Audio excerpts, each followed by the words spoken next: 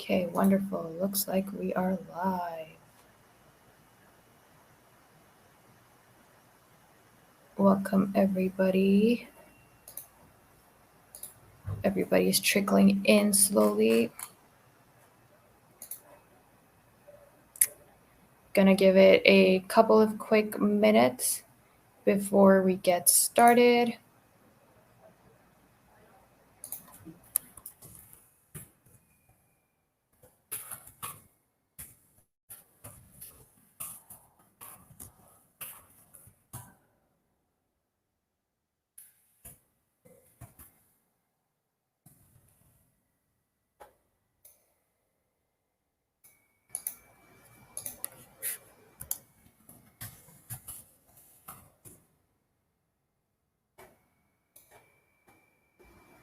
Looks like we have some finalists ready to go. Okay, looks like we can get started.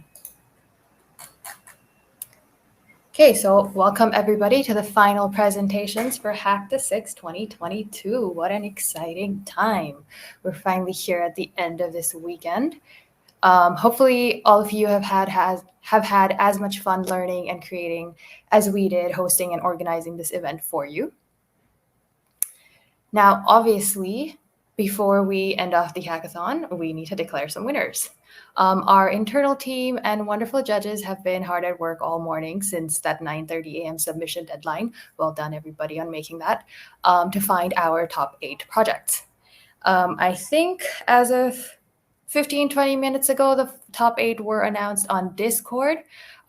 So congratulations to our top 8.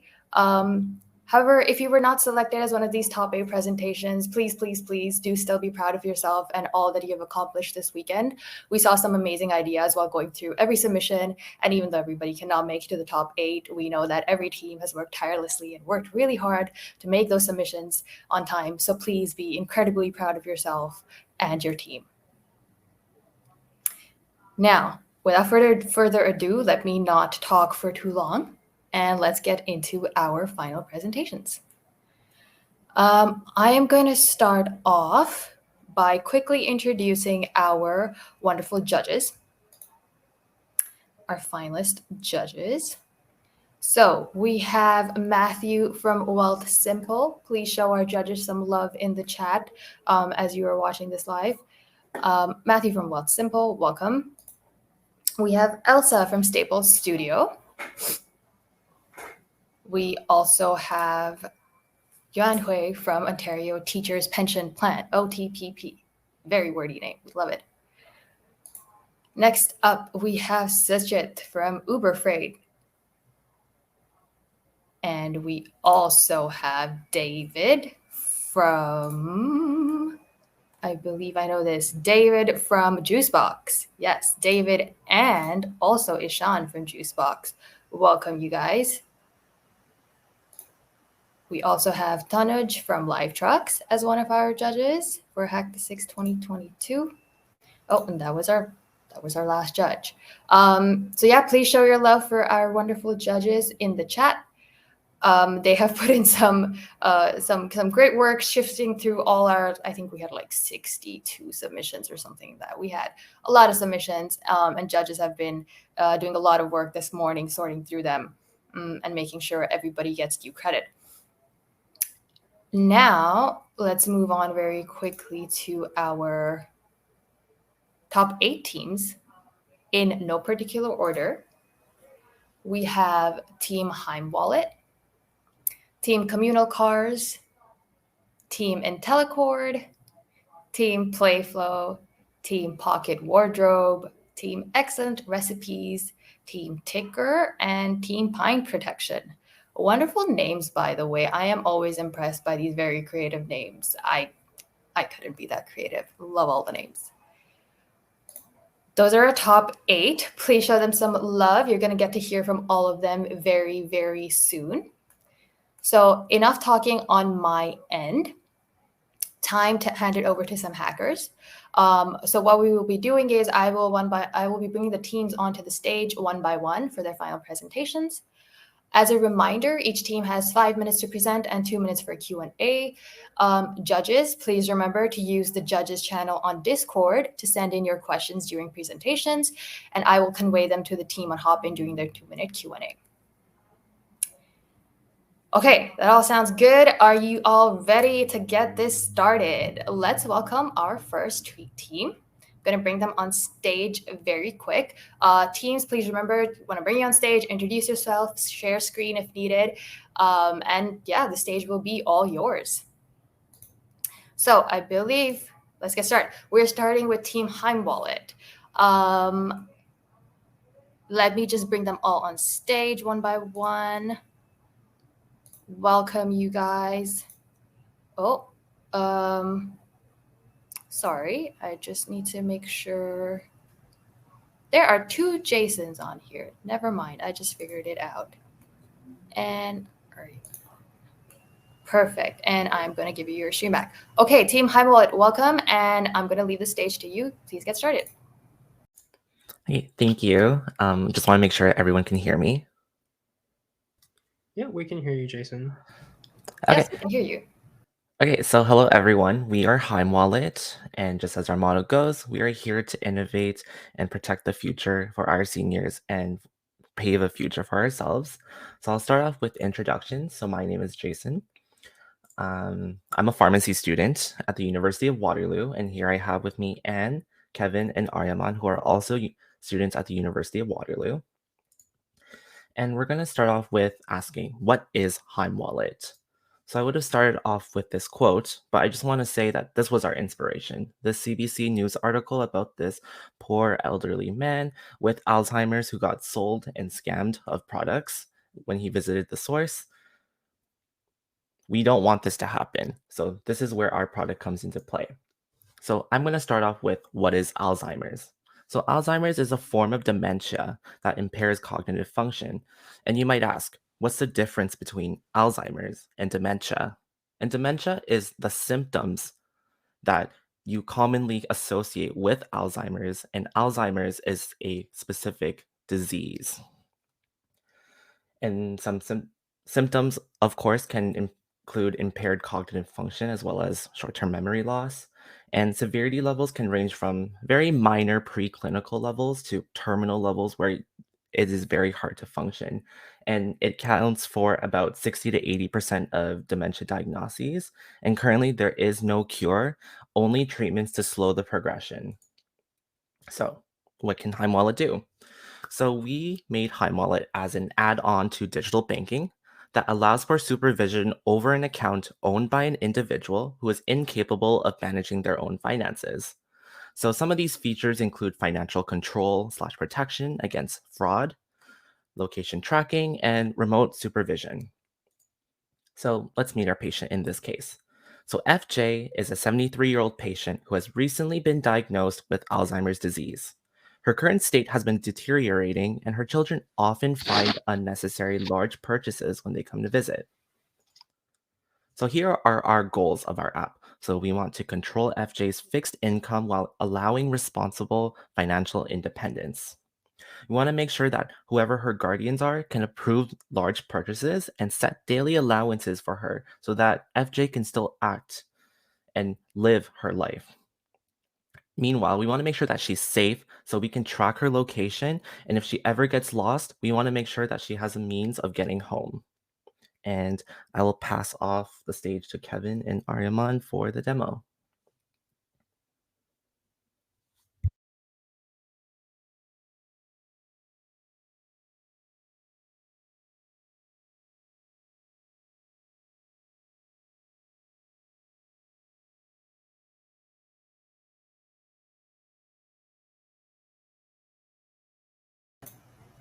Looks like we might have some technical difficulties.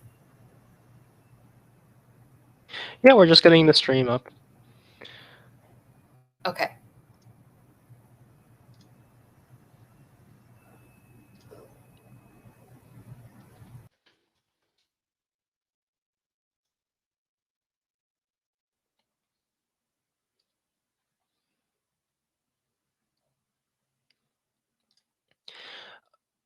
Okay, so we're just loading up the app right now, and right here, what we're seeing is the login screen. So in fact, we have two different interfaces, one for the patient and one for the guardian. So right now, what we're going to do is going to log in as the guardian, so you can see what that interface looks like. The guardian is the person responsible for managing the finances of the patient. And if we log in, we can see that we get a live view of the spending of the patient, their transaction history, and their account balance. We can set a daily allowance for them that allows them to have some level of independence over their own money per day, but we can also ensure that if they try to spend over their allowance, we can take charge of approving or rejecting those purchases. Now we're going to go ahead and log in as the patient. We provide a very simple and frictionless view for the patient to view their available balance per day and to pay whenever they want to make a purchase. So basically, what the flow looks like is they'll go into a store, like a grocery store, we'll tap pay, and it's kind of like a debit card pretty much. And what I'm actually getting right now is since this transaction is greater than their remaining daily allowance, I'm actually getting a text message directly sent to my phone. I'm going to go ahead and share my screen or my camera rather, and I can see that I've gotten this text message courtesy of Twilio, which is great. And what I can do is it's asking me if I want to authorize or decline this purchase. I'm going to go ahead and authorize.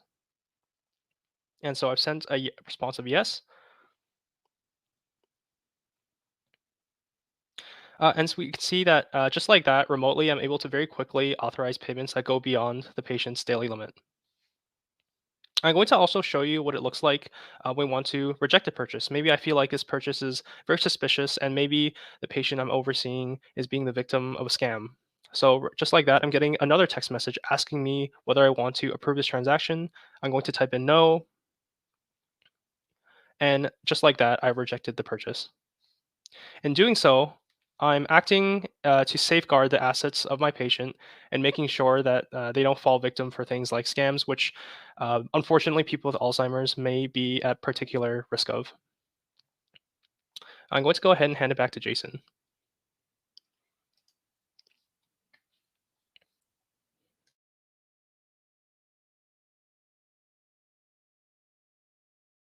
Actually, before I do that, I'm going to give you guys a quick look into our tech stack. On the back end, we're using Flask, which powers our API. We use Twilio to make the SMS messaging happen. Our database of choice was MongoDB, and we're leveraging Google Maps API so that we can use the GPS coordinates of our patients to essentially reverse geocode them into addresses so we know where they're making these purchases. We've also deployed our backend to Heroku. On the front end, we chose to use React Native because it allows us to use one code base to build apps for both iOS and Android.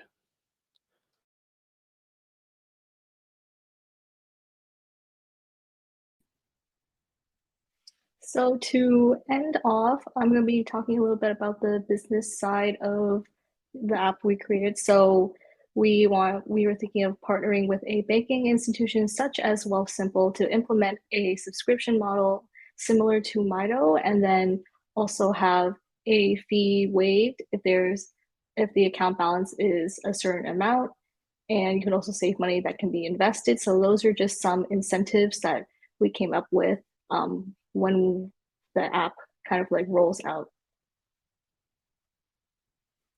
So lastly, I would just like to say thank you for listening, and we hope that our contribution can shape a safe and secure future that we can one day rest aside.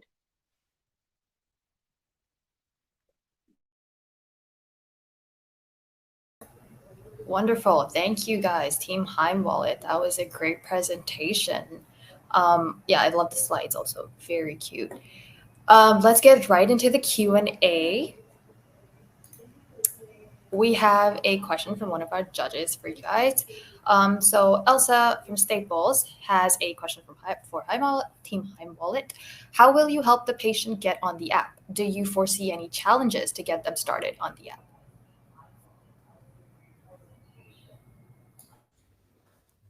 Okay, so that is a hurdle that we have oversaw, and as someone who has worked with Alzheimer's patients currently, we know that they have care providers or someone who is in charge of them. There's always going to be someone who has some sort of power of attorney over the patient themselves. So there is going to be someone who is helping them, and then they can't register it for an account themselves. There always has to be some sort of linkage. So if there is any obstacles, it would most likely be with the guardians themselves, and we will have support systems out to help support them to create an account and get these accounts linked as well.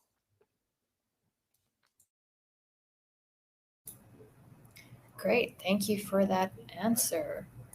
I actually have one more question for you guys. While we wait, I think I saw one of the judges typing. If they do type in time, that's cool. We have about a minute left. But I have a quick question for you guys. What has been your favorite part of this weekend?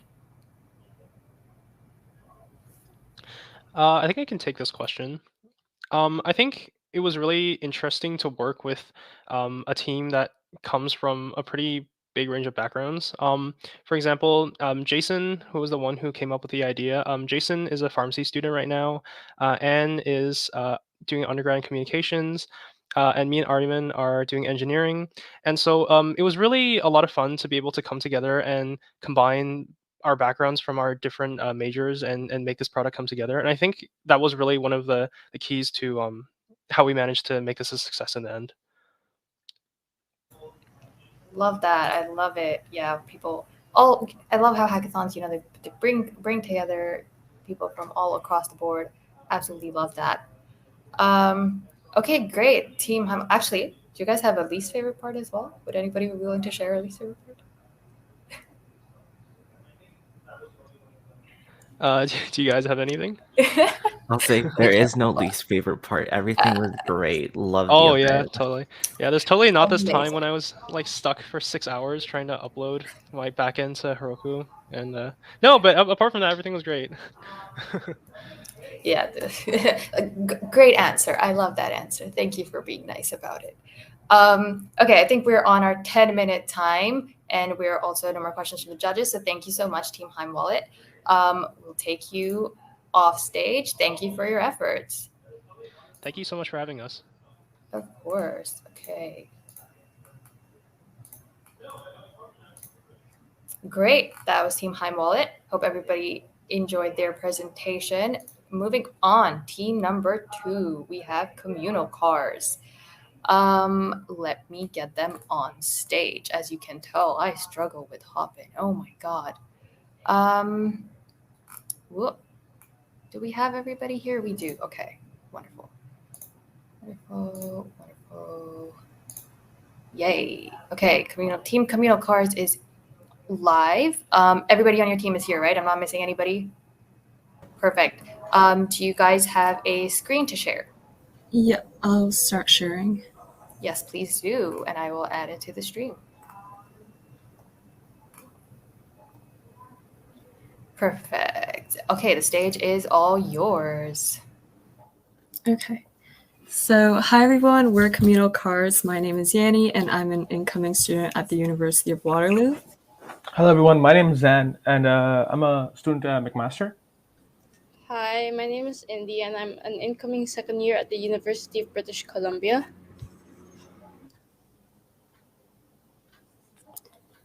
Oh, Kiok, I think you're muted. Oh, sorry.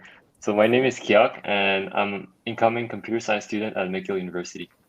So, with that, we'll get started with our presentation. So, are you one of the million car owners who pay thousands of dollars in insurance every year? Is your car in disuse over 50% of the time? If that sounds like you, we're here to help you make quick cash from a new income stream that doesn't interrupt your current routine. It may sound too good to be true, but wait until you hear about Communal Cars. Introducing Communal Cars. We share, we care. Communal Cars is a vehicle renting application designed to connect idle car owners with individuals who don't want or need to commit to the big purchase of buying a car. We are here to streamline the vehicle renting process and maximize efficiency through communal car services. Here are a few first screens which will be presented in the live demo. So I'm gonna share my screen now. to show a sample of our application.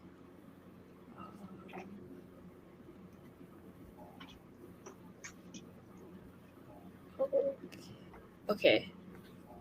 So this is what our application looks like when you first enter it. On the technologies that we use to develop this application, we use React Native for our mobile app, and we use Redux for state management. And for our backend, we made use of Node.js and Express. And for our database, we made use of MongoDB and Mongoose. And finally, we made use of Axios to fetch data from the backend to render in the front end. And we also use Postman for API testing. So to enter the app, you can first enter your name and your city and agree with our terms and conditions to enter the app, where you'll be led to your profile. If you go onto the home page, you can see all the different cars that you are able to rent. If you click on rent now to a car that interests you based on the details, you will be entered into a screen that shows the details of the rental, including the rates as well as when it will be available and notes from the owner. If you do choose to rent the car, you will be led to a confirmation screen where it shows the details of your rental as well as the address at which you can pick up the car. And later on we will be implementing the ability to send the owner a message if you have any concerns.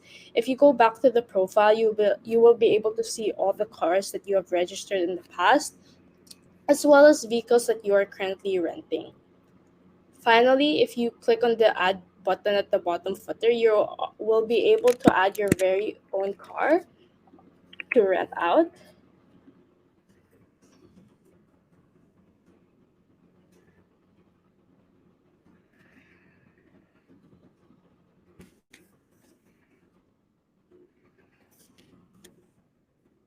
And click register.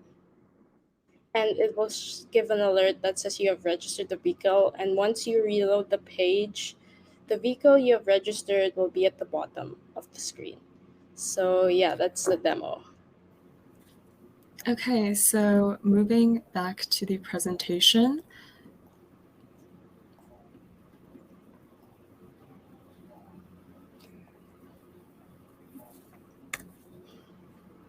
So now, what makes our Communal Cars product different from all the other renting car services? First of all, our licensed owners can rent their own personal cars when it's not in use. And secondly, they also provide flexible time blocks, so it ranges from 1 hour to it can also last to several months. And it can also offer competitive rates. And lastly, who doesn't love getting extra income when you're not using something at all? Now that you've viewed the current version, let's see what the near future holds for Communal Cars. So firstly, users' transaction history will be published for every record keeping. Next, we'll continue our adventure with Twilio to implement a live chat between owners and renters. And lastly, users will be able to filter certain locations to determine the best fit for them. And that brings us to the end of our presentation. We hope you guys enjoyed, and yeah.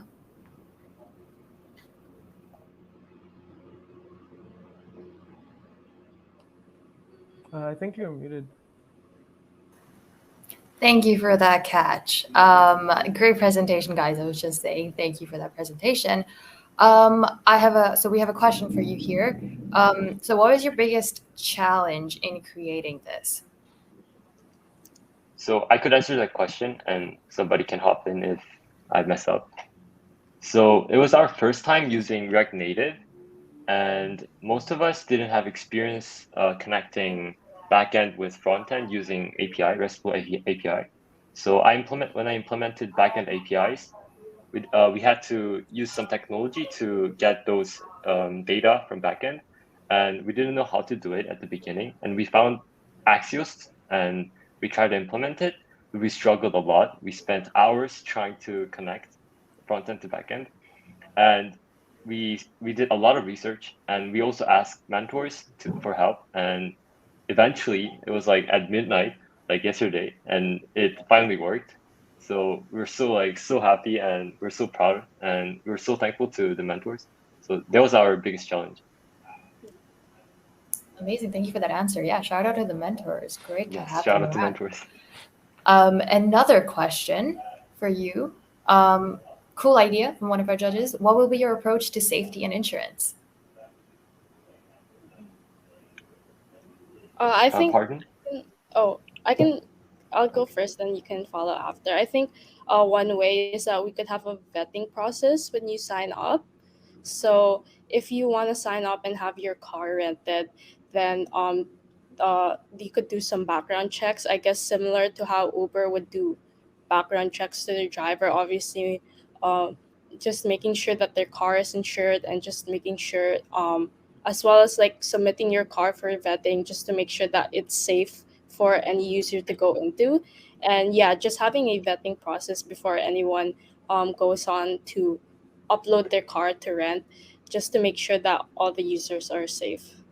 Yeah.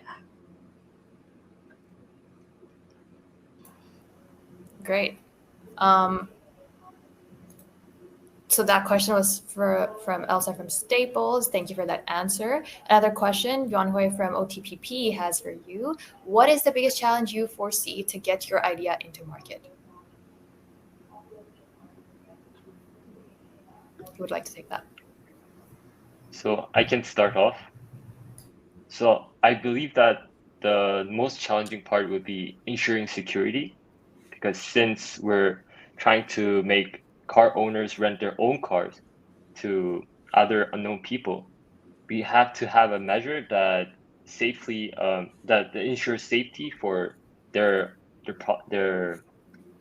car, and so we'll have to implement some kind of technology, or for example, we'll have to have some kind of camera or like some systems that will ensure that none of their personal like stuff would be taken from their car.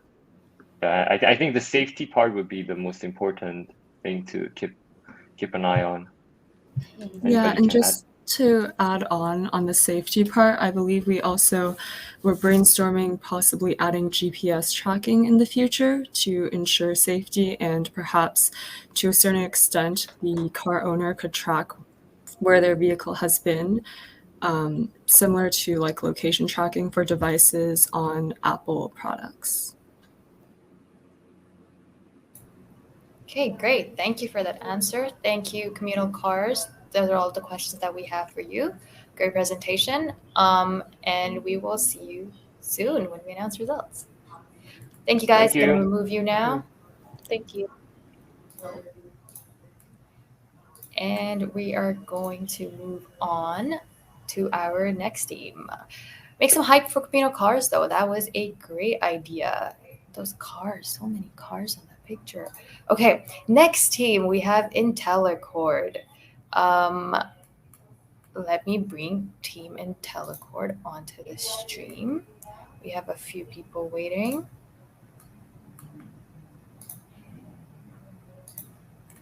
All right. Is this all the team? I've got everybody on here. Yes. Yes? we've got everyone. Amazing. Would one of you guys like to share a screen to get started? Kevin? Yeah. Cool. You guys see it? Oh, 1 second.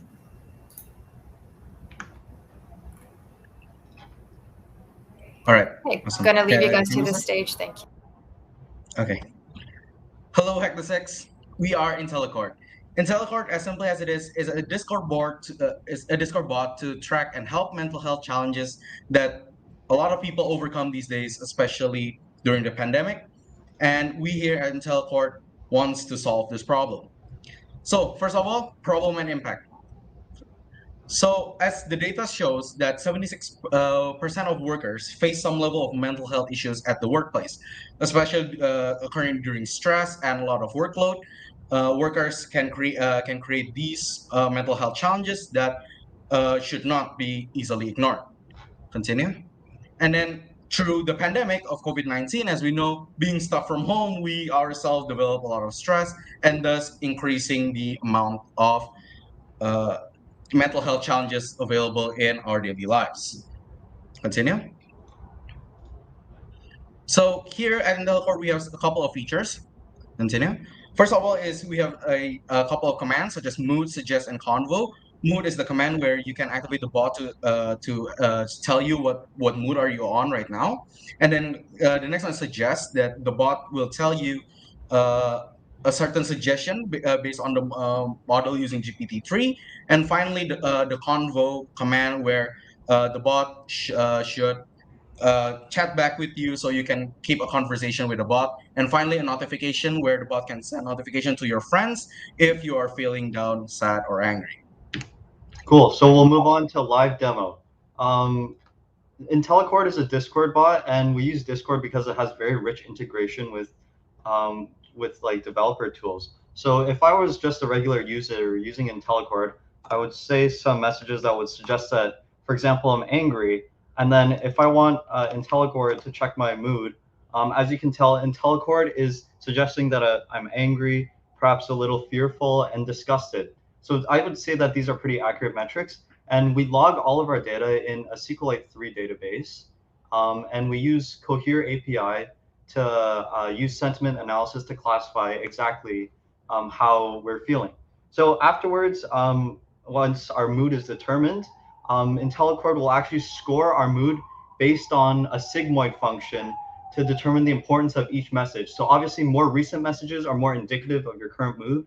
So Intellicore will put a heavier weighting on the messages that were sent more recently. And we use simple exponential smoothing along with the sigmoid function to kind of give us a general overview of a person's mood. So if I use a suggest tool, what suggest does is it uses GPT-3 and calls on the mood that it thinks that the user is experiencing right now and gives mental health suggestions. So as you can see, our user is currently feeling upset and fearful, and GPT-3 generates unique and new messages every time, so we're not getting the exact same recommendations every time. And we do this by changing the temperature and the frequency penalties for the GPT-3 algorithm. And we also chose GPT-3 instead of a Cohere API for text completion because we tried to compare it, and Cohere API performed a bit worse. And we just thought that the GPT-3 algorithm provided a bit more suitable suggestions for the mental health scenario. Intellicore also has features where it will notify users, like Nicholas brought up, when someone is feeling a negative emotion to a high degree. So, for example, if your anger metric exceeds a certain threshold, like 65 or 70%, Intellicore will send a notification to everyone to suggest that. Right now, we can also say set up a convo, and convo uses Marv, the sarcastic chatbot, which is another GPT-3 plugin. And again, we thought that GPT-3 performed better than Cohere on this front, so we decided to go with GPT-3 again for this. And we can converse with Intellicore. We can say, how are you? And Intellicore will say that they're doing well. And you can say, I'm good. What day is it? And we can exit. Well, obviously that answer is wrong, but we can exit and return to the mood checker.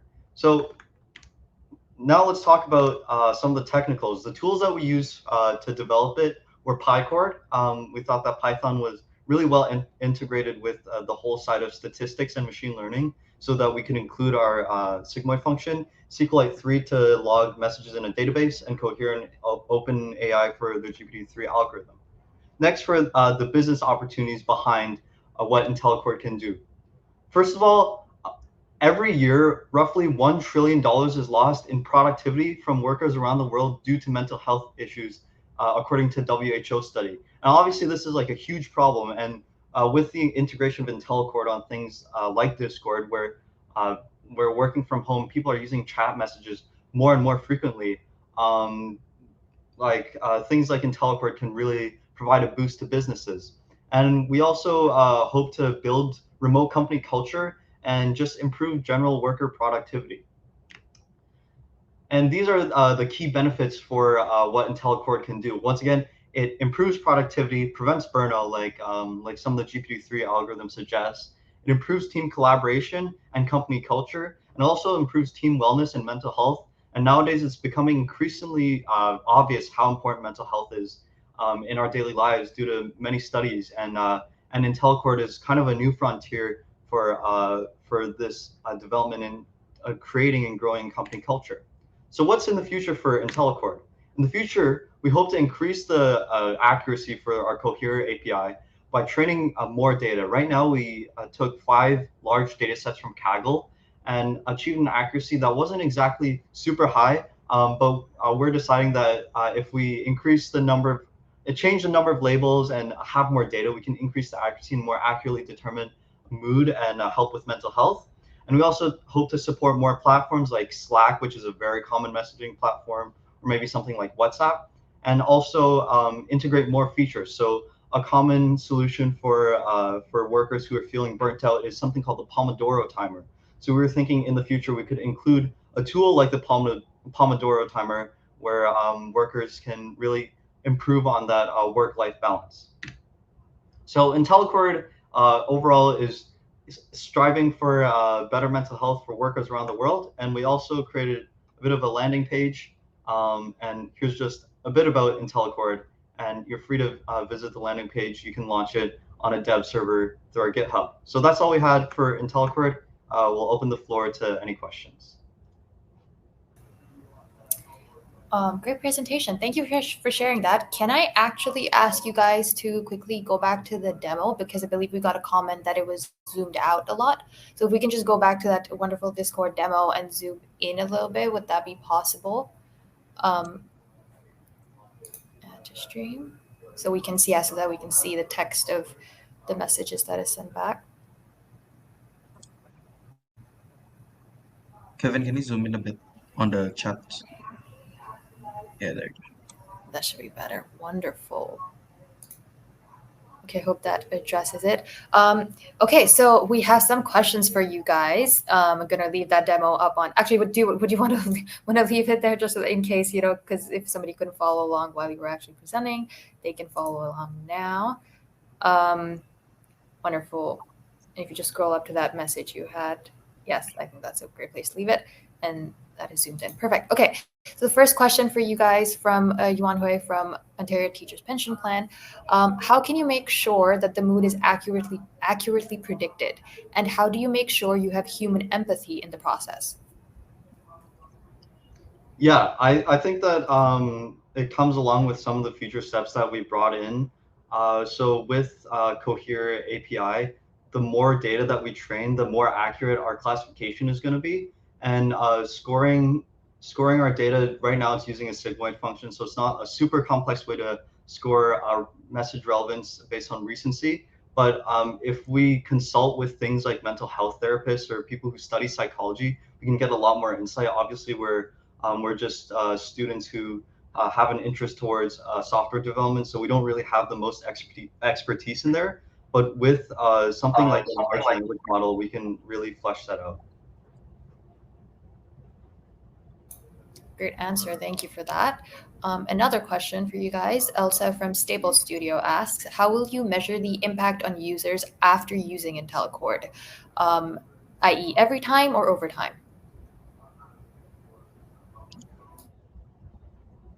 Well, I believe that we track as the question said, we track it probably over time, because we believe that we don't exactly need to track it like every time, but maybe like once, couple times should, like once, not like every time, but like decent amount of time should suffice, we believe. Yeah, and we can also open Intellicore to things like feedback, and that's obviously a new feature that we can add. And with tools that are so powerful like Cohere and GPT-3 that can actually process our data, process user input, using just a regular textual feedback, we can totally automate that process and make Intellicore kind of almost like a recurrent neural network where it feeds on itself and improves itself on just feedback automatically from users. Great. Thank you for those answers. I think those are all the questions for you guys' team. Great job working over the weekend. Yeah, thank you for being here. Thank you very much. Awesome. Thank you.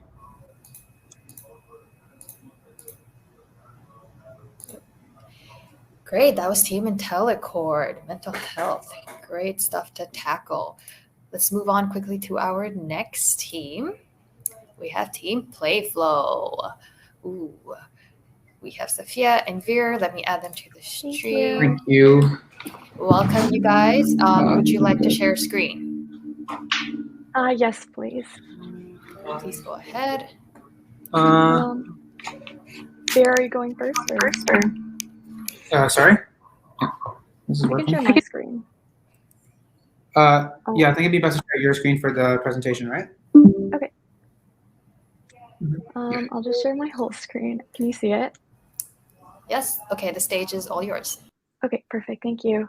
So yeah, we are Playflow. We are a team of 3, and we developed this app because we noticed that there has been a lack, I guess, in the market in terms of very personalized playlists, especially if you are on a frequent schedule and you study and then you need to do exercise. While Spotify and other musical apps curate these playlists, they're not tailored to your personal library. And since a lot of people use music and it's very conventional and music can be used across all sorts of different activities and cultures, we thought that this is a very pertinent problem and it's one that we did want to address. So our solution was to create Playflow, which is essentially a personalized way to create a playlist of playlists using an AI recommender engine. And so if you know what Apple Shortcuts looks like, it's essentially a way to allow you to access a certain playlist within playlists. And you don't have to keep clicking songs. You don't even have to select those playlists. When you create that automatic play flow, it'll go through these playlists, and all you have to do is just select one song, and then it'll keep going based off of the AI recommendations. So what are play flows? They're an order of choosing specific playlists according to your vibe. So if you're happy, you may want to choose songs that reflect your state of happiness while cycling between these playlists. So what is unique about our app is that it creates a logical flow between personal playlists, and it helps create personalized music content for yourself. As well, it's not purely AI-based. You also have some user control, so you can adjust those playlists. And it gives you quick access to many musical playlists without having to develop those while sorting through various different songs. So I'll pass it on to Vera for the technical framework as well as the demo. Yeah, hi. So the technical framework we used a progressive web app because it's easily cross-platform, so we don't have to do any extra work for iOS and Android. The ML model we use is hosted on Cassandra. It's a fast key value store, which helps us do lots of queries easily. We can easily grab a whole bunch of vectors and do a bunch of ML operations on them. And our backend server uses LowDB for user data, and it's Express. It's running on EC2. For OAuth, we use a setup that uses a declarative serverless framework to set up a response and a callback for the OAuth 2 service. And we and so for that we use Lambda, TypeScript, and we need CloudWatch to monitor that, CloudFormation, IAM, and serverless to deploy that. And for our ML, we trained our ML using SageMaker, GenSim, and TensorFlow, and Jupyter Notebook and Seaborn were super useful. And we also use a data structure called a KD tree to do the actual we use data structure called a KD tree to do the ML operations when we need to show it to the client. So to go over a brief demo of our wireframe, Vera's implemented the actual link to Spotify, but just to quickly show you, you can log in, and what you see is your Playflow library. And from here, you can select from your different Playflows that you have generated previously. You can also actually select certain ones to start playing or start editing it.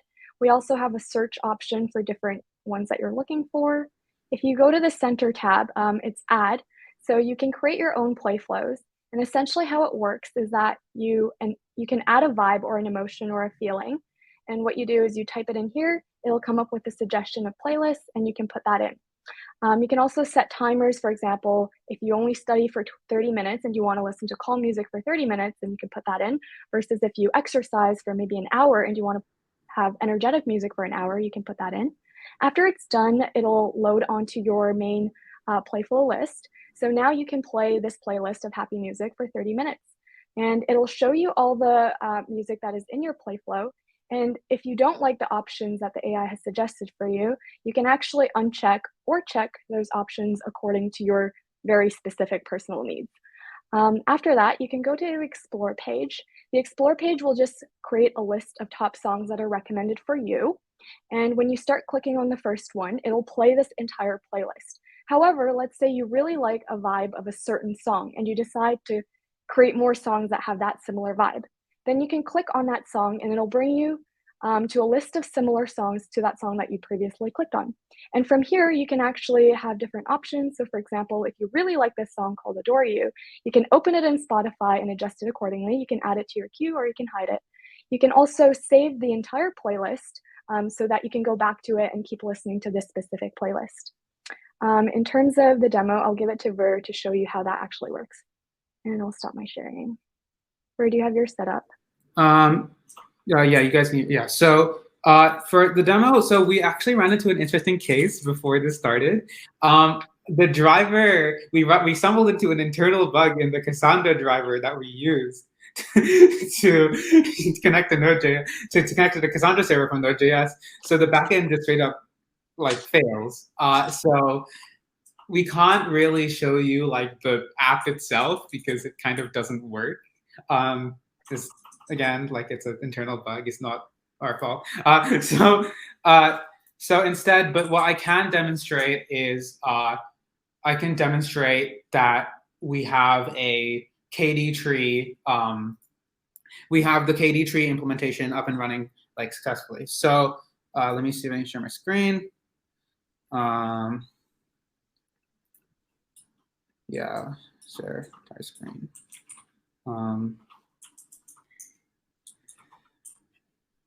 So so we have a thing here that it's like a debug type thing that takes. So we have a preloaded saves library. The way this application works is it uses your music library and uses k nearest neighbors in the KD tree to get all the closest songs to a similar song. And the idea is that if you if you have a vast library because you imported a whole bunch of like playlists, right? You can easily find songs that you like in that library. You can easily partition them, sort them, whatever. So this code over here gets us, if you can see, it says closest songs to this song, and this song is a love song on Spotify, and it returns, if you do the nearest neighbor search, it'll return you a list of other songs which gives you which are similar songs in our music library for the demonstration. So there we can't, so I mean that's all I can really show because again our backend has crashed. But the point is that the K's nearest neighbors works if we pick a song that's in here and we put it in the closest songs list and we run the computation again. We should find that we should find that that it returns the similar songs. Like this UID was in the previous list as well. I don't know if you remember that, but it was. So yeah, but because they're all in the same area. But yeah, so that's the hold on. I think it made that's the technical demonstration. Yeah. I think it made a. I think it made like a last. Yeah. So if you have any questions, feel free to ask, and we'd be happy to show you some. Sorry for the kind of lame demonstration, but it was the best we could do. No, that was great. That was great handling on your part for, things can go wrong at the last minute, but that was a great fallback that you had. Lovely to see that. We do have a question from one of the judges. Elsa at Staples Studio asks, what are the additional benefits to Apple's personalized user radio? So I guess for our app, we mainly integrated it with Spotify, but in future directions, we do hope to integrate it with a bigger music base. So for example, Apple's Music that you do have, or even YouTube Music or Amazon Music. So right now it just works the best with Spotify, but we certainly have that as a future direction if this project moves forward. Cool. I hope that answers the question. Yeah. I think you're good. Yeah. Another question, Yan Hui from Ontario Teachers Pension Plan. How do you plan to stand out amongst the competition? Yeah, for sure. I think our UI, UX is really intuitive. And this is something that has, I think, personally impacted us three because we are all avid music lovers. And our teammate Marcus here found that it's been really difficult to sort through all your music, especially if you're an avid music listener and have over 1,000 songs saved up. So I think our app really stands out in that it helps you go through that process while also offering helpful suggestions through AI that no other app has currently done. So, for example, Spotify creates playlists for you, but there's less user control, and sometimes there's been comments that the songs that are suggested to you aren't necessarily the ones you're looking for. Yeah, and I'd also want to say there is not a single application on the market that does the same thing that our implementation does. So our implementation is, K nearest neighbors. So you can take a song and it suggests songs for you to enjoy based on that song. But all the major recommenders like Apple Music, Spotify, they all give you like daily mixes, which are like things that they give to you without any user control, but we have user control. That's the difference. So it's better suited for enthusiasts.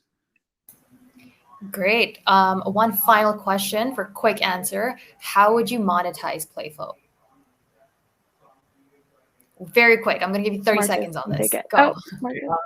Yeah, so our monetization strategy would first to be diversify across different platforms, like Apple Music, Amazon Music, and all the different APIs and integrate with them to decrease our reliance on Spotify, right? Because obviously that would be a bit finicky if Spotify just pulled all our API access. So beyond that, we would probably just try to use like a paid tier subscription model to hopefully add like more value, because our app is not to replace these big these big streaming services which we cannot outcompete them, but it's rather to like add like the missing feature set, like the feature set that's missing from them in order to complement them much better. And also, can I just add real quick that I managed to get the visualization for what you got for the console output in the presentation. So I'm just gonna play it from the speaker right now so you can hear like what similarity is defined as, how we defined it. So this is called Love Me Like You by Little Mix. And then this is Teenager in Love by Madison Beer. Secret Love Song by Little Mix. Yes. So you can tell that the model kind of picked up that it was a love song and then kept finding love songs. This is POV by Ariana Grande. I think it's enough. I think it's enough. Yeah, I think. Okay, great. Yeah, I'm gonna have to cut that off for Ty. We're a little bit over Ty, so great presentation, great catching up on that. Thank you for answering all the questions. We are good, and we'll see you guys soon. Thank you so much. Thank you. That was really fun. Thanks a lot. Yeah. Okay, let's move right on. Thank you guys for presenting on that. Let's move right on to our next team, Pocket Wardrobe. Whoa, I cannot read my own screen here. I'm gonna add Team Pocket Wardrobe to the stream over here. And I believe one more person. Are we missing one person on your team? Yeah, he is currently asleep, so. Okay, well then, would one of you guys like to share a screen? Yes, I see a share screen. And the stage is all yours. Thank you.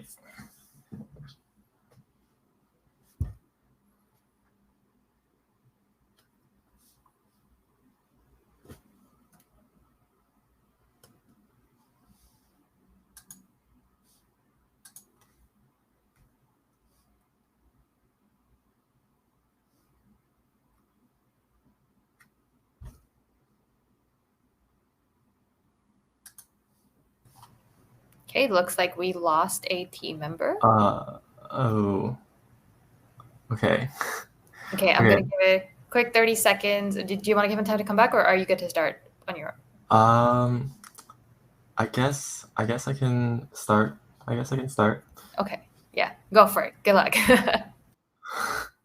Thank you. Okay, so living our day-to-day lives, it's very difficult to kind of keep up with the natural fashion trends as well as everything that's kind of having to pick your own outfit every morning is often very tedious and sometimes you just get stuck, right? You just don't know what to wear. And so this is where our product, Pocket Wardrobe, comes in, which is kind of acting as like your mobile or virtual like closet. So to get set up, we can first just go to the website. And here we can see just our homepage, and we can click first on Get Started. And here we see the upload page where we are able to upload the different images of our clothing into the website. So for example, let's try just like uploading a picture of a t-shirt, right? So I'll click on Submit. And right away, upon uploading the image, we can see that the website is updated and it automatically detects the color of the t-shirt that was inputted, as well as assigning it a unique string or a unique integer depending on the clothing type that it is. For example, you can see that the pants are given the clothing type of 1 versus the t-shirt is 3 and the sweater is 2. So we can try this again with a different pair of pants, for example, this one. And we can also see, once again, the color is detected and it's given 1. So now comes the actual outfit generator of the web app. So if we go to the generator, we can see that it's automatically kind of generating an outfit depending on your current closet, based on like what you want to wear for the day, I guess. So for example, let's say right now you really want to wear yellow, then you can input yellow, and you can see that if you were to refresh the page, you get a yellow outfit. Versus, let's say we want to wear black. We can try to refresh the page, which I think will take a while. Oh, okay. Oh, okay. Never mind. Black doesn't work. Okay. Let's try red.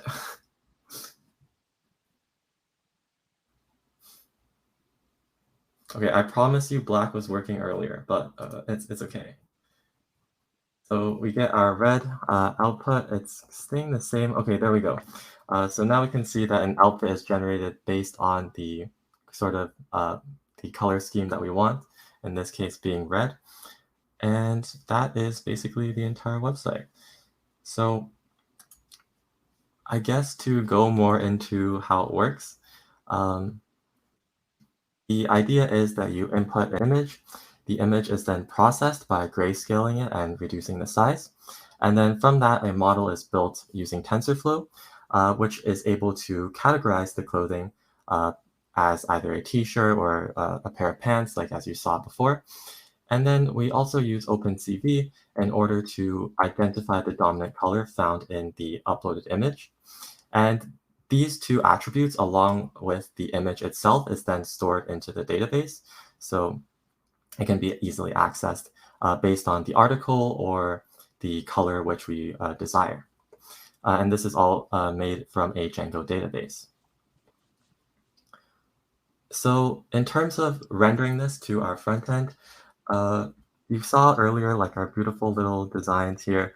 And the way that it works is that we actually have a color palette-tizer, whatever you want to call it, a color palette selector that essentially will look at the complementary colors as well as some other color theory algorithm idea, I guess.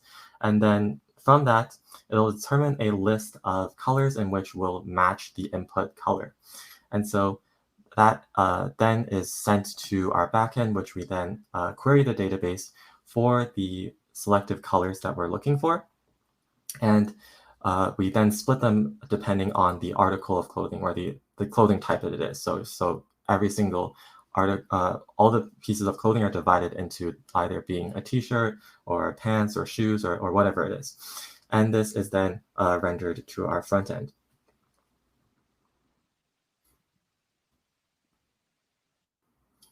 I'm not gonna lie, this is not my part, so I don't actually know what to really say here. I'm still on my own, so I guess I'll just make something up, I guess. So as for our future hopes for the product, we really want to focus on, of course, turning it into a mobile app, because right now it's just a web app, and we really want to make sure that it actually is a pocket wardrobe.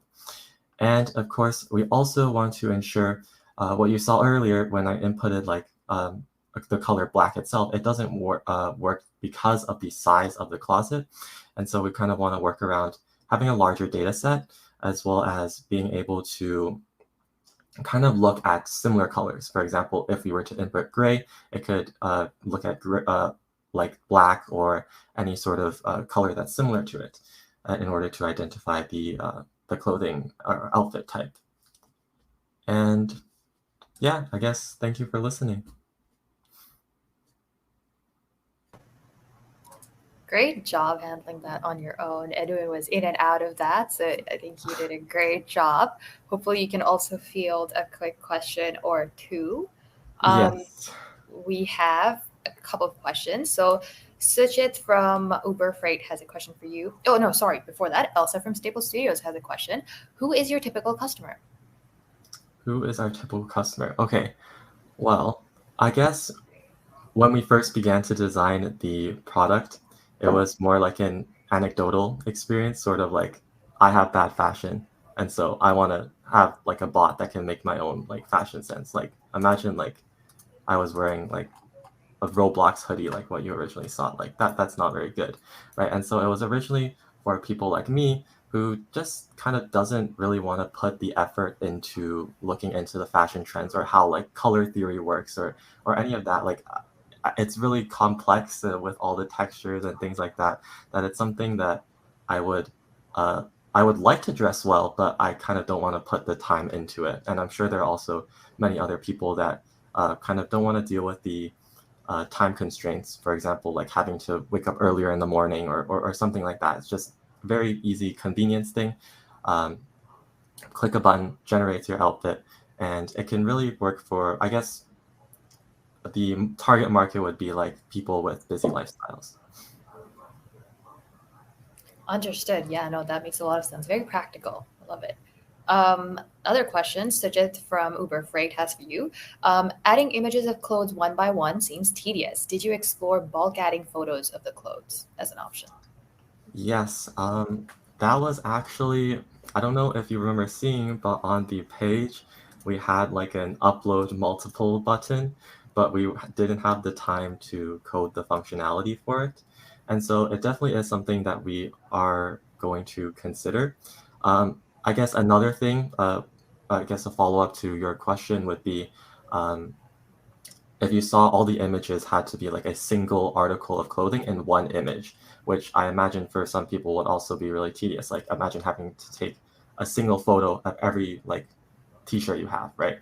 If you could just, for example, take a picture of your closet and it kind of detects all the different articles of clothing, or it can see that like just from a picture of the closet or like a couple of t-shirts in one image, then that would definitely make things a lot easier. Fortunately, we are not currently smart enough to do that, but it is something that we can explore in the future and something we did and like think about. Yeah. Fair point. Another question also from Suchit from Uber Freight. The matching would be limited by what's uploaded by the customer. Did you think about recommending new clothes? Yes, that was actually okay. Now that you mentioned that, remember I didn't actually I was not like assigned the future steps sort of slide, and so that was actually something that my teammate had talked about, I'm pretty sure. And so yeah, one of the sort of ways in which we were planning to make money from this would be to suggest other articles of clothing that a person could buy, for example, and then we could have like you know how some YouTubers or people on Instagram have like the sort of like endorsement where like you click on their link to buy something and it like gives you money. That sort of deal, like we could kind of suggest this piece of clothing to them. If they click on it and buy it, then we get like 5% of that income or whatever, something like that. Yeah. That makes sense. Yeah, you're doing a great job fielding this on your own. But Thank you. you got this. A couple more questions real quick. So Yuan Hui from Ontario Teachers Pension Plan, who will be your major competitor? That is a great question. I looked into a couple of like other sort of clothing wardrobe or like online wardrobe apps before we designed this actually, and a lot of them really only focused on sort of storing the clothes you have and not really implementing the feature of like suggesting what clothes to wear. But a lot of people like that sort of freedom and being able to design your own outfits just from seeing it on your phone. So I would say the main competitors would be the other sort of online wardrobe apps, which would kind of give you that you lose. For our app, you lose a bit of the freedom, but you gain like the convenience. Versus them, it's like you still have that freedom to design your own app, like your own outfit, but it's not as quick and easy as ours is. Yeah. Great. Okay, last question, I believe, for you is could you partner with Depop, eBay/Stitch Fix to bring customers to Pocket Wardrobe? Have you thought about that?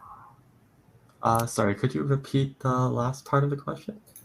Have you thought about partnering with Depop, eBay, Stitch Fix to bring customers to Pocket Wardrobe? Bring customers to Pocket Wardrobe. I don't think we have not thought about partnering with them in that way. We have thought about like kind of getting people to buy from them and doing that sort of thing, but not really to bring customers to us. I don't actually know how. I can't really think of a way in which we would do that, but maybe if you have any sort of suggestion, I'd be happy to take it. Maybe we'll make it in our next iteration. No, you're all good. I think that are all the questions for you. Good job again on handling this by yourself, and we will see you soon. Thank you. Yeah, thank you. Okay. Next up, sorry, let me just make sure. Do we have excellent recipes ready to go? I see some of the team here.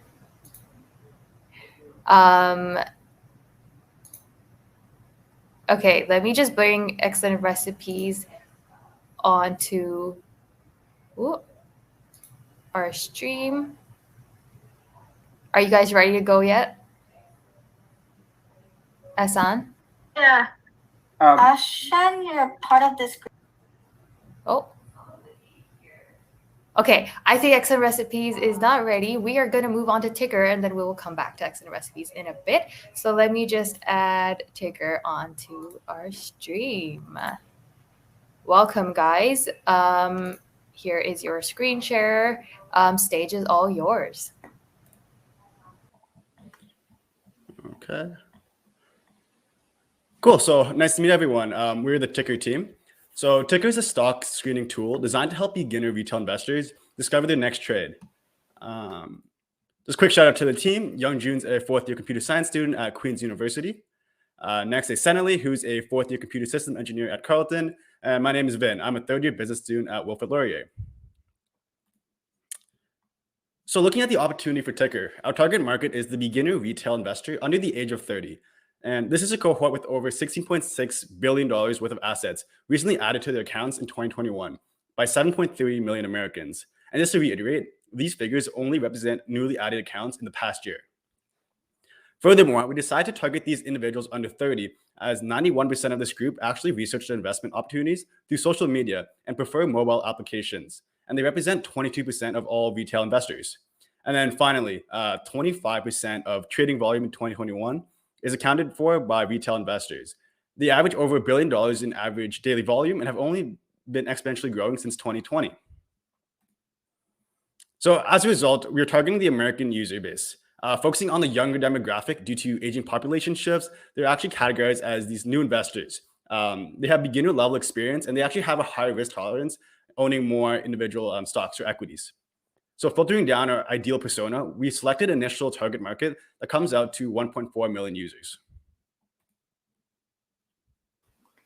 By using an intuitive yes or no discovery system through swiping mechanics, This makes Ticker the next Tinder for stocks. After creating a login, which you can see on our demo on the left, users can swipe through stocks one company at a time. So this is me entering my email to log in and the password. And you can see we get redirected to the main page. It'll take a second to load because this was a demo. And yeah, you can see me swipe left on the stock. Yeah. By clicking right on the screen, users can also discover more details about the company, as you can see in the example, including information like historical performance, analyst ratings, market, and company news. If you're interested in a company, you can swipe right to shortlist it by adding it to a personalized and centralized newsfeed that lists everything from press releases, market changes, and earnings, so you can easily stay on top of your portfolio. Stocks that you aren't interested in also don't just disappear forever. They're sent to the back burner until more interesting content is released, and once again, it becomes a potential contender to enter your portfolio. Finally, you can customize your stock screening process through filters, such as market cap and sectors. This enables users to narrow down their results and further customize their ticker experience, accounting for individual preferences.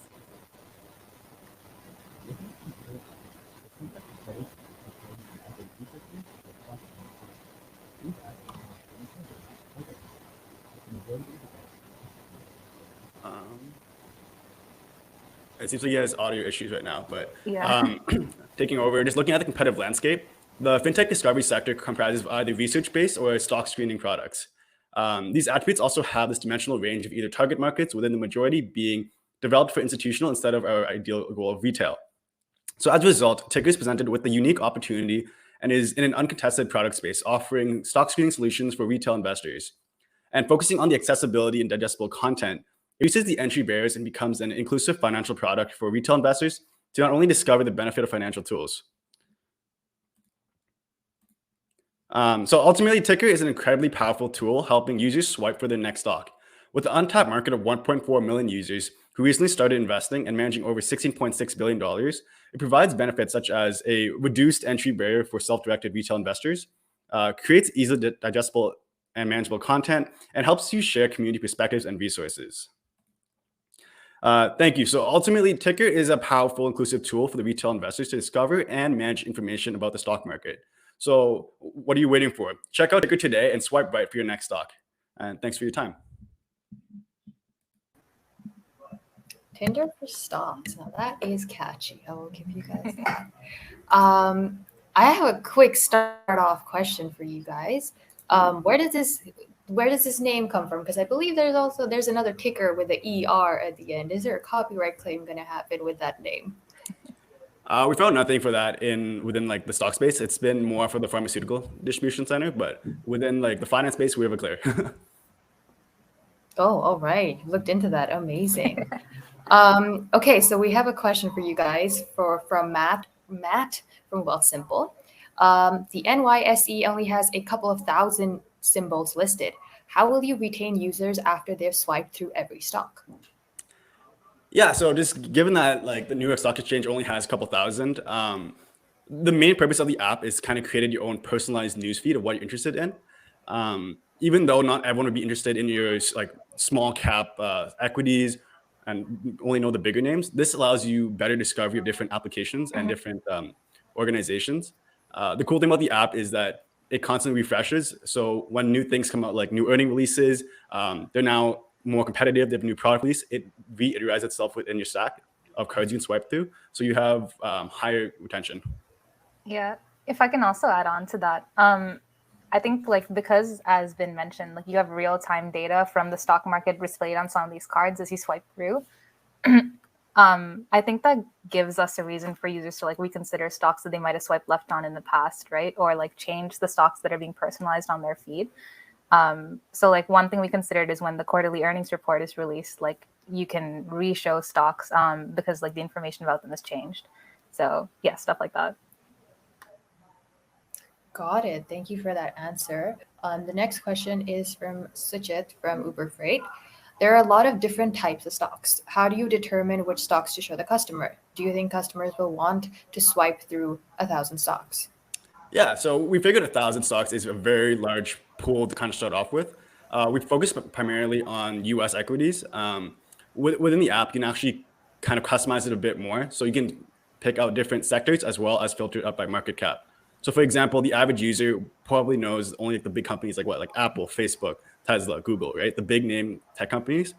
You can specifically aim to only have information about those within what you're swiping. And you can avoid things like biopharmaceuticals, for example.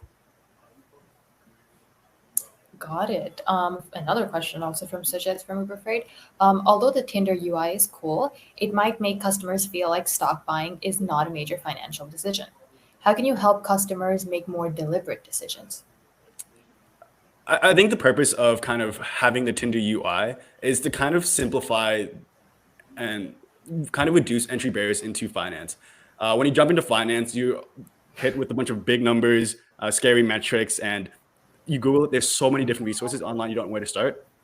The focus of doing this is that you have a very narrow customer base of the beginner investors. So having a very friendly, friendly platform to actually learn more about stocks helps kind of streamlines like education and helps them just kind of pivot and grow more as they use the platform. That makes sense. Last question, I believe, from the judges over here. Elsa from Staples Studio has for you. Who would be your ideal partner to grow your customer base? In terms of our ideal, we would honestly be interested in different firms that kind of focus on robo-advisory, like Wealthsimple. The reason we say this is because people use, they take different advice from different solutions, but they don't necessarily have the time or the money to go to a financial advisors. So because of this, they're able to kind of explore different options in a more cheap and safe manner. So using platforms like Wealthsimple and using their customer base, you can kind of help transitions them from being purely from like robo-advisory with directed trading to more self-directed process, which is our main goal. Great, amazing. Thank you for answering all those questions. Great presentation. Those are all the questions for you guys. Thank you. Yep, thanks. Thank you. Okay, here we go. Team Ticker, that was great. We are going to step back now to Excellent Recipes, who were having a few technical issues but are now here, adding them onto our live stream. Here we go. Welcome, guys. Are you all ready to screen share and present? Yeah. Wonderful. Please start your screen share, and then the stage is all yours. Or if you, I'm just gonna leave. Stage is all yours. You can share if you like, or if you don't, that's good too.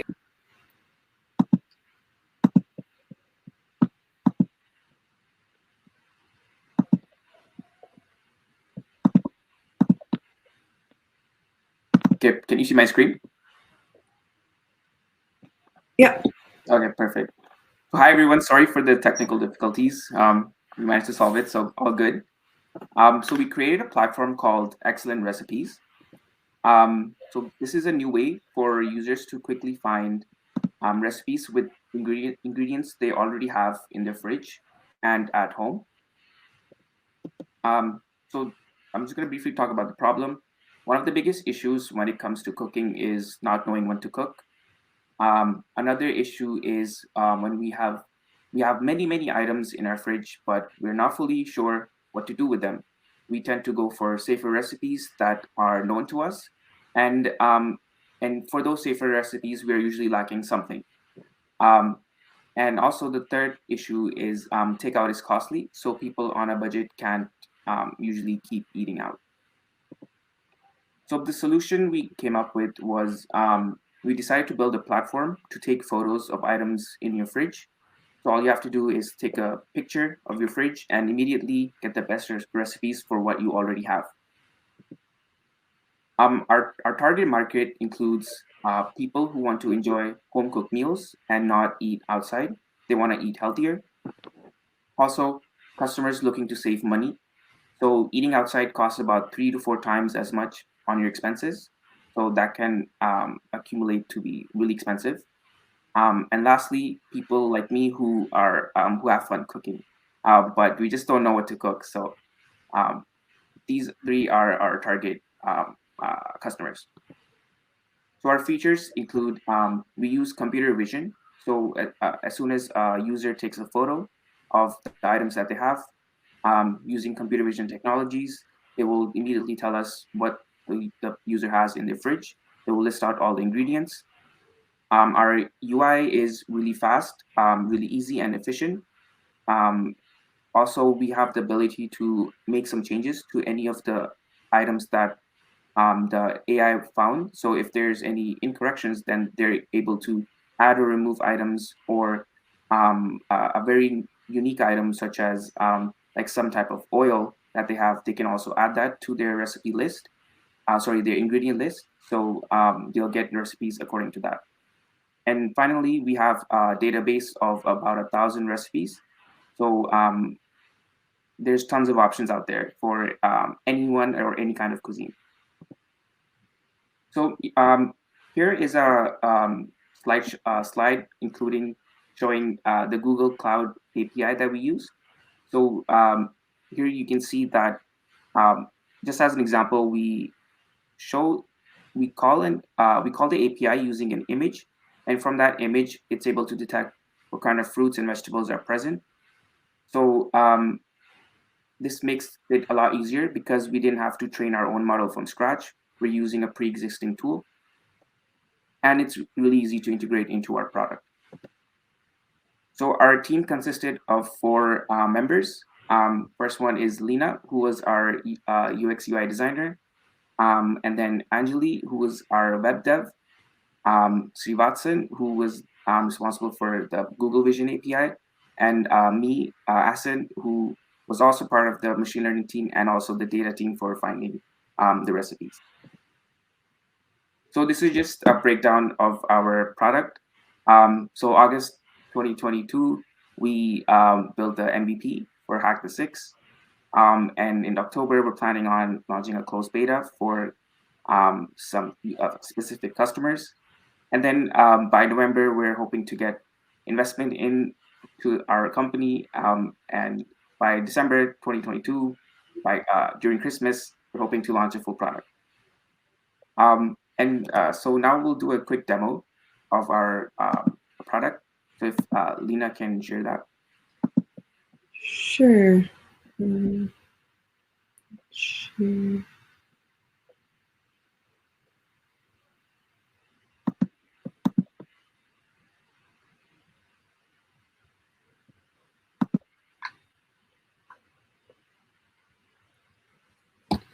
Sorry, I just have to allow access to this.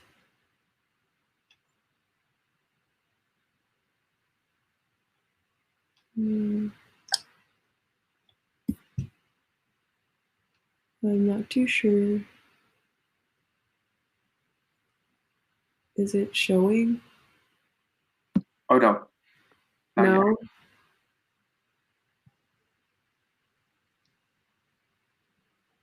Lena, do you want me to share my screen and then? Yeah, sure. Sorry. Okay, no worries. Okay, hold on.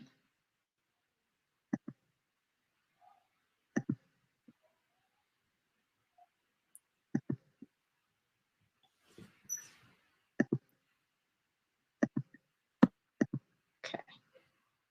Can you see? Yeah.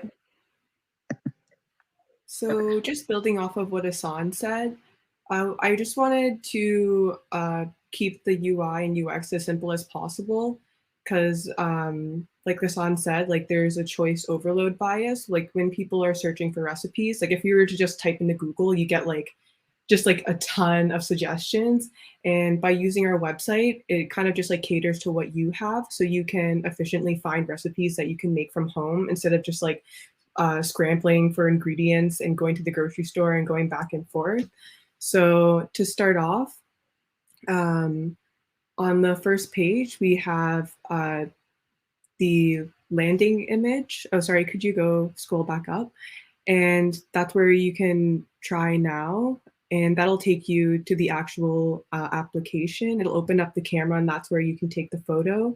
But continuing on the home page, we have a little explanation about why users would want to use it, because you would spend less time searching for what to eat and you'd have more time enjoying your food. And then from that, we also have like the 3 simple steps. So users understand that it's a quick and easy process to find the recipes. And then below that, we would have our mission statement. And then after that, we would have a find recipes option. So if someone doesn't want to take a photo and they're just interested in looking for particular recipes, they can do that. So, and just scrolling back up, we can go to the actual application. If you click try now, yeah. And that'll take you to where you can take the photo. And then, yep. And then you just take a photo of your fridge or any food you have in the pantry. And then just use photo, yeah. And on this screen, it's where you'll confirm which ingredients you'd want to use. Like, let's say it gives you a bunch of suggestions. It may get a couple right or wrong, and that's where you can correct that. And there's also an option where you can add any additional ingredients that weren't in the picture or just weren't detected. And then after that, you would just save the ingredients list. And if you scroll down, it'll show you the results and it'll give you different categories of recipes. So it's separated into breakfast, lunch, and dinner.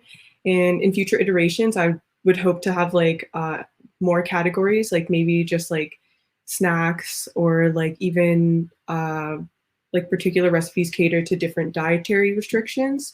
So if you click on breakfast recipes, it'll take you to a list of that particular category of recipes.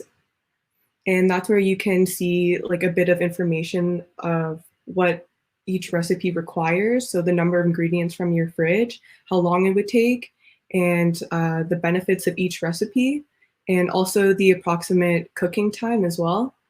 And you can also favorite if you make an account, you can save each recipe for later.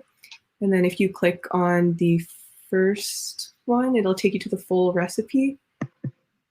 And that's where you can see all the details. You can see the full ratings, nutritional information, and also the instructions. And then if you scroll down a little bit more, yeah, that's where you'll see all that information. Then you can also click on reviews.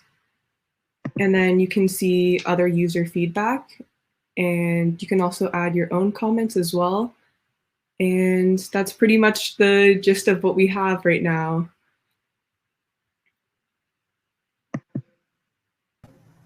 Okay, And, yeah. great. Wonderful presentation and demo, guys. I have a few questions for you all. So Matt from Wealth Simple asks, have you tested your model against a real life fridge picture? Real life fridge picture, sorry. No, actually we haven't. Oh no. Yeah, sorry about that. We haven't tested it live with the real life fridge picture, but the picture that we got had an array of images, not only fridge. So even in that case, the model was able to find what all items were there. Great.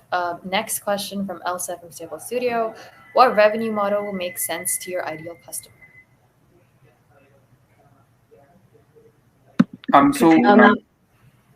Yeah. Sorry, go ahead. Sorry, yeah. Can you repeat the question? Question is, what revenue model will make sense to your ideal customer?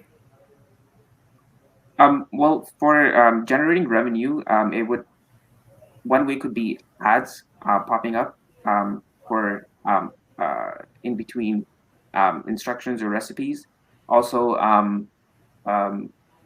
since we're hoping to get a lot of customers, there can be advertisements by specific recipe companies such as Tasty or various other organizations that if they want to include their recipes on our platform, then they can sponsor or pay a certain fee. So those two are sort of the two revenue streams that we're looking at. Also, just to add on that, I was also thinking that there could be a possible link to like PC optimum points, So if users were to like go to a grocery store and pay for their items, and use it in addition to our app, like maybe they'll get like an incentive to like buy from that particular grocery store based on our list of suggestions. And then maybe like based on user habits, like the recipes they save, we can generate maybe like coupons or something so users can continue to buy from those grocery stores. And then they'll also gain points if they like give feedback, like interact with our app. And then that's more of an incentive for companies to want to put, like, once we get a more increase our like customer base, then it's more of an incentive for different companies to want to advertise their recipes. And even like influencers and social media influencers who have like blogs and like recipe sites and stuff like that want to get their recipes, then they could pay a fee to get their recipes on our app. Okay, great. We have a couple more questions, and I'm gonna like speed through these, give you guys 30 seconds just for time's sake. We are over time. So back to Matthew from Wealth Simple. Does your model pick up quantities of items as to not recommend a dish that requires more of an ingredient than is available? 30 seconds, go. Yeah, the model picks all kinds of ingredients. Like the response from the Vision API is like it finds all the oranges in the photos, so we can get the quantity as well. But there can be hiccups where if an orange is behind, then it won't work. In that case, we can give a user a drop down list to add or subtract the quantity. Got it. And last question, Yuan Hui from Ontario Teachers Pension Plan. Is it the assumption that some basic ingredients such as flour, rice, bread, spices are available by default? Yeah, that's the assumption, because it would be hard to like we want to make it as easy as possible for users to take a picture and like get to the recipes as seamless as possible. So if they have to end up like taking pictures of their spice rack and their salt and pepper and things like that, I think it would just like be too overwhelming for a user. So we kind of assume just like the staple items, things like salt, pepper, like those kinds of items, things that are most common in pantries and kitchens. So we kind of make it more user friendly. Got it. Great. Very detailed answers. And I love that you guys have a mini product roadmap going already with a timeline. Thank you guys for the presentation. And we have one more to go. So we'll see you guys soon. Thank you. Thank you. Okay. Great. We are now moving on to our, I believe, last group number 8, last but not the least, Pine Protection, Team Pine Protection. Gonna add them real quick. Hopefully I get all the right people in on this. Is this the entire team? Are we good? Wonderful. Yep. You can share screen whenever you're ready, and the stage is all yours.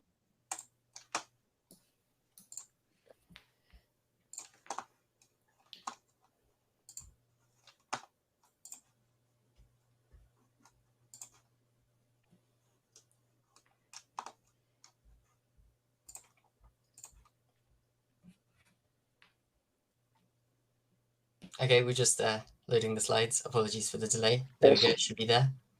Okay, great. Okay, dokie.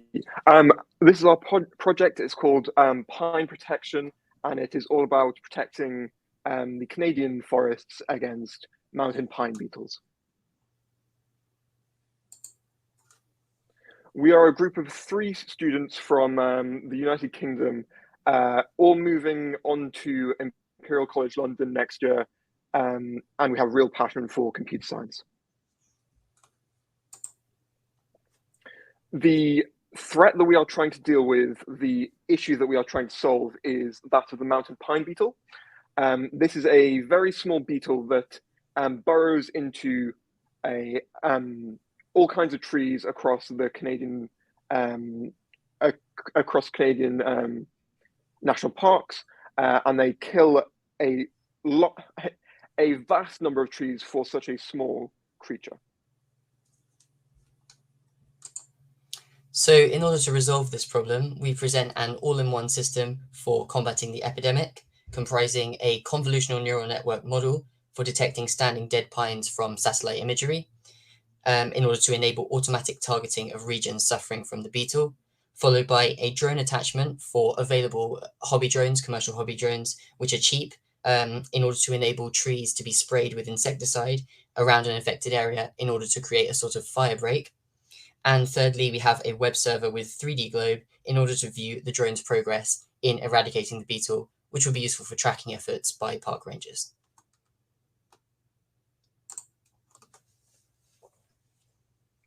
Part of the project, as Hamish has just mentioned, is this TensorFlow model for identifying dead versus alive trees. We used several different models and compared and contrasted between them to get a good idea as to what our best model would be. And then using this model along with the compiler Adam we chose, which we also did some tests with, we decided to move forward with that model and that compiler.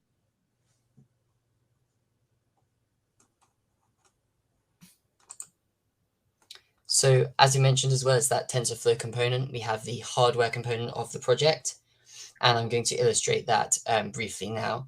So for the project, we use the BBC Microbit, which is a popular microcontroller here in the UK, which supports radio, Bluetooth, GPIO, LED, and buttons, that sort of thing.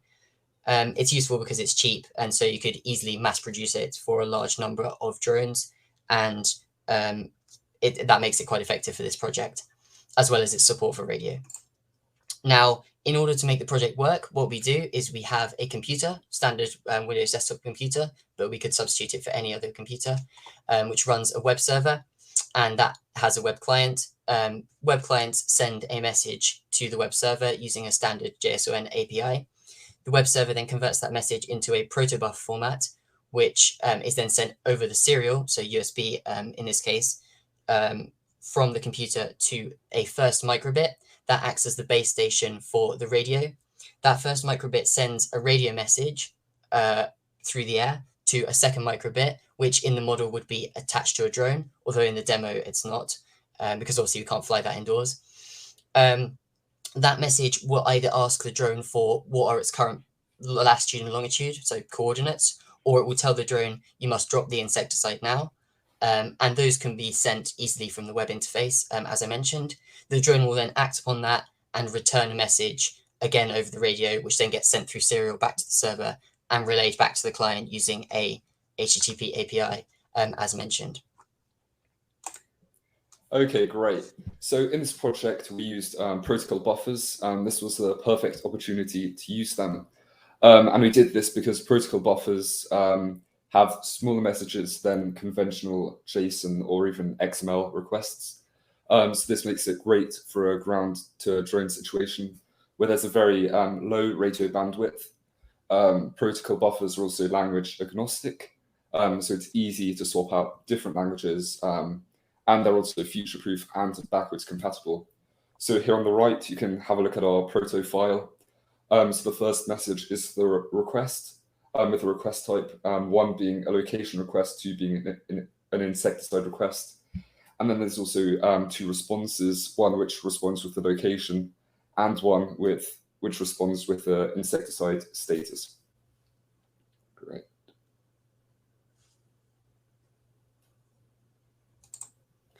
Okay, so the big issue that we faced was the low memory protobuf encoder. So when we had to write our protobuf implementation on the microbit, we ran into some challenges very quickly.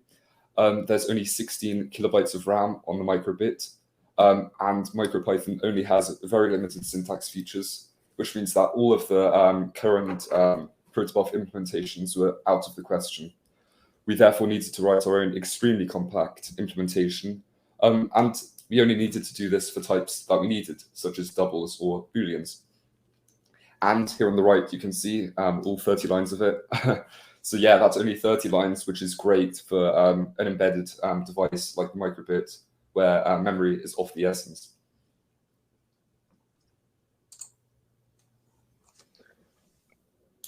To enable visualization for the drone and where the dead and dying trees are, we used a globe front end. So this is a a 3D globe that we were able to plot coordinate points on. By doing this, we were able to map out areas of dead and decaying trees, thus allowing for any park rangers or any of the general public to be able to go onto this website and see where these dead trees are.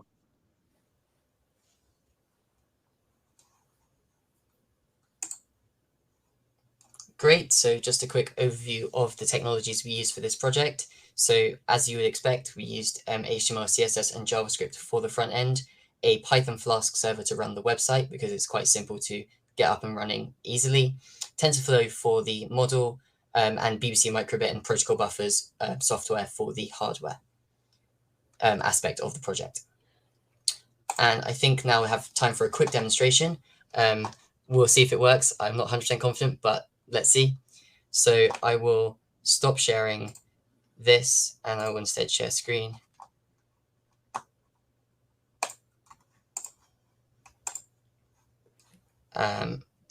Okay, so hopefully you can see that. I'm going to start the web server. So this is just your standard Flask setting. We've got the web server connected to the main microbit, the base station microbit via USB, as I mentioned. So then when I open the web server in the client, I open the website in the client, we should see an update. We can see where the drone is. And if I zoom in, you should hopefully see, assuming it works, that the drone is now moving in real time across the landscape. Now we're simulating this for the purposes of the demo because we're not in Canada and can't fly the drone, but the data is really coming from the microbit over the radio to the other microbit and back to the web server over serial. It's just that the data is not coming from a GPS sensor. That's the only bit that we're simulating. And then the other aspect of it that we wanted to show quickly is you can control the insecticide drop. So if I move the camera down so that you can see the microbit, if I just give it a bit of a good angle, you can hopefully see the servo motor there. And if I click on the drone image in the website, you should see, hopefully, that the servo motor will move. And it says insecticide drop successful on screen. And we can keep doing that. And it keeps moving the servo motor. As you can see, there's some level of residual twitch there in the servo due to having a not particularly high quality power supply. But in production, that would easily be resolved. And this simulates the idea that you could drop the insecticide by flipping over a bucket of insecticide onto the tree. Now, again, just a quick mention, this is obviously all being done just by a simple click, but it could all very trivially be integrated with a machine learning model, provided that we were able to collect data with a camera drone. However, for the purposes of this demo, we are having to do it like this. So that is the end of the demo, and we can go back to the slides for a couple of seconds. Okay, next slide. Okay, great. So what are the future plans for this? So our system can be easily extended to more areas due to the low-cost nature. Our system requires only cheap hobby drones instead of very expensive agricultural sprayers. And it also requires very few forest rangers due to the AI automated detection. Our system can also use many drones at once, a whole swarm of them, instead of just one. And using pine protection lets us eradicate mountain pine beetle and allow animals to return to their habitats. Thank you for watching. Wonderful, great presentation, and also lovely to have you guys here at Hack the Six from all the way from the UK. You're not in the Six, but we're happy to have you here. We have a few quick questions for you guys. This might have been covered, but Sujit from Uber Freight has a question. How accurate is the prediction? Can it pinpoint precise trees as well? Do you want me to take this one? At this point in time, we do not have it predicting exact trees. However, in future, given a better data set, that would be very possible to do. So yes, but as we don't live in Canada, sadly, we're not able to generate that data set. So yes, in the future, we could do that quite easily. Got it. And another question from Sujit. Who would be the target buyers of this data? Well, I think the target users would be either people that manage sort of national parks, so sort of park rangers, members of Parks Canada, or people that manage commercial forests. Now, I think you mentioned the word buyers. I think maybe it's sort of designed to be a sort of community effort to eradicate a infectious disease, and it's important for the biodiversity and for the climate. So we wouldn't necessarily be selling it, but on the basis that some commercial forest owners who are selling their logs could make money out of having the system, you could perhaps charge them a commission, whereas you could give it to the National Park Services for free. Yeah, good catching on the distinction, users versus buyers. Jian Hui from Ontario Teachers Pension Plan also has a question. Will this algorithm apply to other geographic regions? Will its accuracy be impacted by seasonality? And assuming it will be hard to detect dead trees in the winter, how about other seasons? Sorry, there's like 3 parts. I can repeat any of it if you need. Do you want me to take that? So the type of tree that these beetles target are pine trees. So as far as my knowledge goes, pine trees are evergreen. So apart from winter, where obviously you have trees covered with snow, and then yes, I appreciate the model would not work for that. But any other time of the year, certainly in the more southern, the more southern the hemisphere was, the more likely you were to get a better result from this model. So yes, it would work, but perhaps not in the winter. Well, no, it wouldn't work in the winter when it was snowy, but it would work in the other seasons. Great. Thank you for answering those. I believe that is all the questions that we have from our judges. Great job. Thank you for presenting. Thanks for having us. Thanks. Thank you very much. Lovely. I believe that was our last presentation of the day and of the hackathon. We have a little bit more. But hopefully that's the end of our presentations. I hope that everybody learned and was inspired by some of these projects that were somehow just created in a short span of 36 hours, which is insane. But hopefully everybody got a little something out of these presentations. We now have I'll now ask some of our judges who have been here live listening and asking questions to deliver some final closing remarks based on their experience this weekend and the presentations they just saw. So just adding the judges on screen very quick. We have Sujit from Uber Freight, Yuan Hui from Ontario Teachers Pension Plan, and Elsa from Staples Studio. Welcome, guys. Hello. Thank you so much for being with us and for judging and offering your expertise to do this. Closing remarks, who would like to go first? I can go first. I was not muted to start with. I have to say I was really swept away by the quality of the projects. I was really happily surprised. And I was having so much fun during the initial run judging. I didn't even know the winner already announced. I keep on watch another video. So excited to see how creative and how good they are. They could deliver a prototype within such a short time. And then most of them come with really nice UI. I think I was really happily surprised. And then to me, the final 8 were really something where I can see if the app somewhere in market I could use on a daily basis. So I think that was really speaking of their application in business. The kids have really good business sense in the what can be done from daily life. So really proud for all the I think most of our students, really proud for all the participants. Really good job.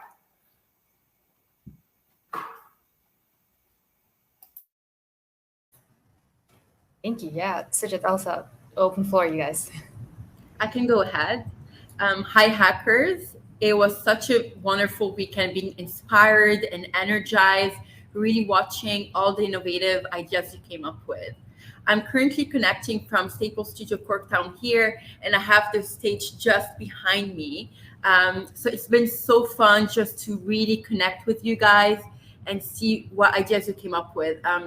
For all of you, this weekend will be a great achievement. And as you get in the job market, don't forget what you're capable of doing. This will definitely be one of those projects that will really help you push forward and, help you remember your worth. You can do so much. And this is one example.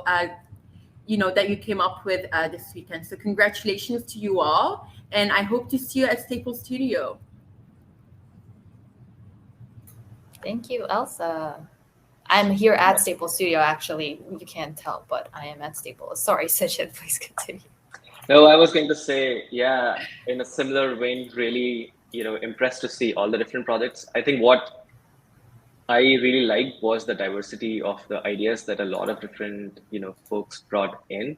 I'm in tech myself, but still I was surprised by seeing a lot of different ideas that everybody brought. So really thanks for that. Congratulations to the finalists. You guys really, and girls really deserve it.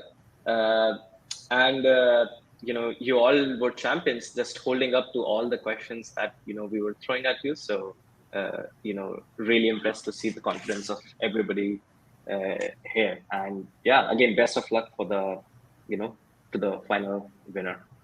I'll also throw out, thank you, Ipshida, for, being our gracious host and fielding our questions. So thanks on that side.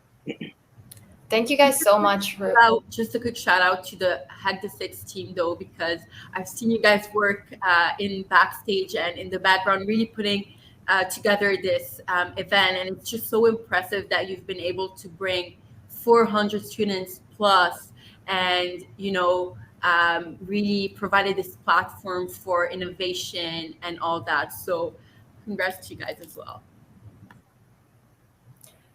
Well said, all of you. Thank you so much for judging, for being engaged, asking all those amazing questions, challenging our hackers, and dedicating your time to this. I am going to very quickly end the stream so that we can move on to closing ceremonies. So thank you, judges. Gonna take you off very quickly. Okay, amazing. For everybody on here, we're gonna come back in 5 quick minutes for closing ceremonies to announce some winners and for all our challenge tracks, as well as the top 3 out of our top 8. Thank you everyone for presenting. Thank you our judges. Thank you internal team. And we will see you soon in 5 minutes to check if your team won anything at Hack the Six 2022.